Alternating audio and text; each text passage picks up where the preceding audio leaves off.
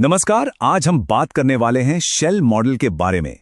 ये एक ऐसा कमाल का कॉन्सेप्ट है जो हमें सिखाता है कि सुरक्षित और बेहतर सिस्टम्स आखिर बनाए कैसे जाते हैं।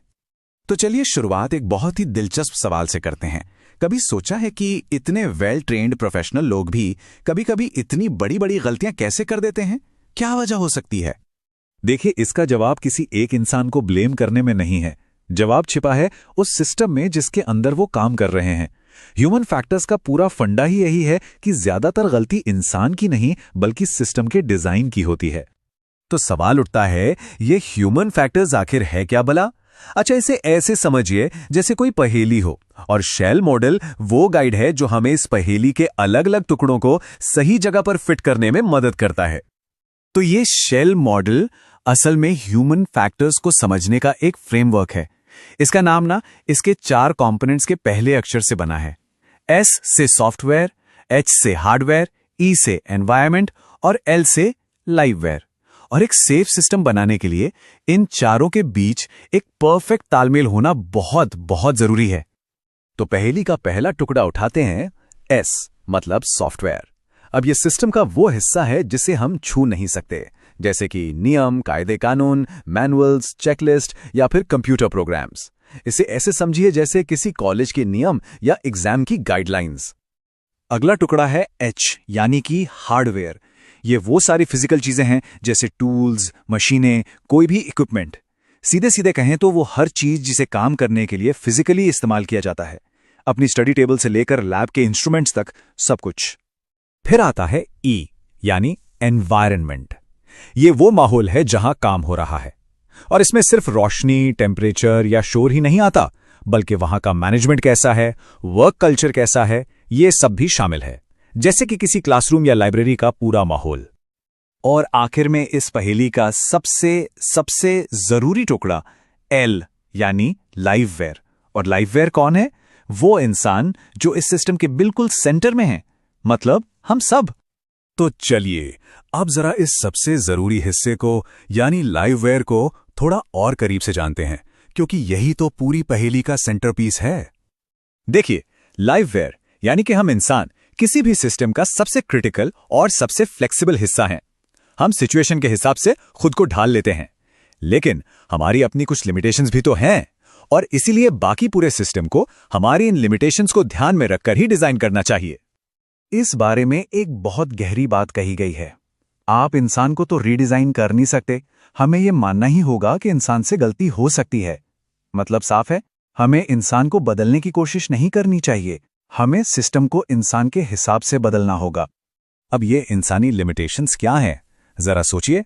हमारा फिजिकल साइज, हमारी देखने सुनने की क्षमता, स्ट्रेस में हमारा दिमाग कैसे काम करता है, हम कितनी गर्मी या शोर बर्दाश्त कर सकते हैं।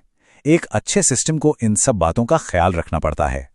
ठीक है, तो अब हम पहेली के चारों टुकड़े सॉफ्टवेयर, हार्डवेयर, एनवायरनमेंट और लाइववेयर जान चुके हैं। लेकिन असली खेल इन टुकड़ों को समझने में नहीं, बल्कि ये देखने में है कि ये आपस में जुड़ते कैसे हैं, और इन्हीं कनेक्शंस को हम कहते हैं इंटरफेस। ह्यूमन फैक्टर्स का पूरा फोकस इन्हीं इंटरफेसेस पर होता है, यानी इंसान लाइववेयर का सॉफ्टवेयर, हार्डवेयर और एनवायरनमेंट के साथ कैसा रिश्ता है, कैसा तालमेल है। ज्यादातर प्रॉब्लम यहीं होती हैं और सुधार की सबसे बड़ी गुंजाइश भी यहीं है। जैसे लिववेयर और हार्डवेयर के बीच का इंटरफेस।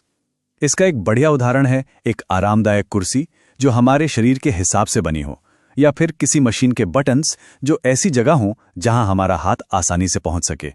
वहीं दूसरी तरफ लिववेयर और सॉफ्टवेयर का इंटरफेस है कि जो नियम या निर्देश दिए गए हैं वो एकदम साफ और समझने में आसान हो, कोई कंफ्यूजन ही ना हो।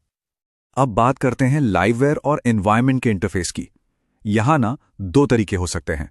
एक तो ये कि हम इंसान को उस माहौल के लिए तैयार करें, जैसे सेफ्टी के लिए हेलमेट पहनाना, और दूसरा तरीका यह है कि हम माहौल को ही इंसान के लिए बेहतर बना दें, जैसे कि किसी जगह पर अच्छी लाइटिंग लगाकर या शोर कम करके। चलिए अब आते हैं आखिरी और शायद सबसे कॉम्प्लिकेटेड इंटरफेस पर, एक ऐसा कनेक्शन जो हम सब हर रोज महसूस करते हैं, यानी एक इंसान का दूसरे इंसान से कनेक्शन। ये इंटरफेस है लाइववेयर से लाइववेयर का। ये बताता है कि लोग ग्रुप्स में, टीम में कैसे काम करते हैं। ये बिल्कुल वैसा ही है जैसे कॉलेज में ग्रुप प्रोजेक्ट्स होते हैं। हो सकता है कि टीम में हर कोई अपने अपने सब्जेक्ट में टॉपर हो, लेकिन ये कोई गारंटी नहीं है कि वो एक साथ मिलकर अच्छा काम कर पाएंगे। टीम वर्क अपने आप में एक पूरी अलग ही स्किल है। इस लाइववेयर इंटरफेस में बहुत कुछ आता है। लीडरशिप कैसी है, टीम में कोऑपरेशन है या नहीं, लोगों की आपस में बनती है या नहीं, स्टाफ और मैनेजमेंट के बीच रिश्ते कैसे हैं और उस जगह का ओवरऑल कल्चर कैसा है। ये सारी बातें मिलकर डिसाइड करती हैं कि कोई टीम कामयाब होगी या नहीं। तो इन सब बातों का निचोड़ क्या है? ये शेल मॉडल आखिर इतना जरूरी क्यों है? क्योंकि ये सिर्फ किताबी बातें नहीं हैं, ये डिजाइन के लिए एक बहुत ही प्रैक्टिकल काम का टूल है। अगर शेल मॉडल को अप्लाई करना हो तो बस 3 सिंपल स्टेप्स हैं। स्टेप 1, सिस्टम के सेंटर में जो इंसान है उसे और उसकी लिमिटेशंस को समझिए। स्टेप 2, हार्डवेयर, सॉफ्टवेयर और एनवायरनमेंट को उस इंसान के हिसाब से मैच कीजिए। और स्टेप 3, सिस्टम में लोगों के बीच के आपसी तालमेल को यानी लाइववेयर इंटरफेस को ठीक से मैनेज कीजिए। तो कुल मिलाकर बात यह है कि हमारा लक्ष्य एक ऐसा सिस्टम बनाना है जो इंसानी गलतियों की गुंजाइश को पहले से ही मानकर चले, जो हमारी कमियों के बावजूद काम करे। इससे न सिर्फ गलतियां कम होती हैं, बल्कि सेफ्टी और परफॉर्मेंस दोनों अपने आप बेहतर हो जाते हैं। तो आज के इस बातचीत के बाद एक सवाल हम सबके लिए। अपनी दुनिया में चारों तरफ देखिए, अपनी पढ़ाई में, काम में, क्या कोई ऐसा सिस्टम नजर आता है जिसे बनाते वक्त उसमें काम करने वाले इंसान के बारे में सोचा ही नहीं गया? जरा सोचिएगा, इसका जवाब आपको ह्यूमन फैक्टर्स की अहमियत और भी बेहतर तरीके से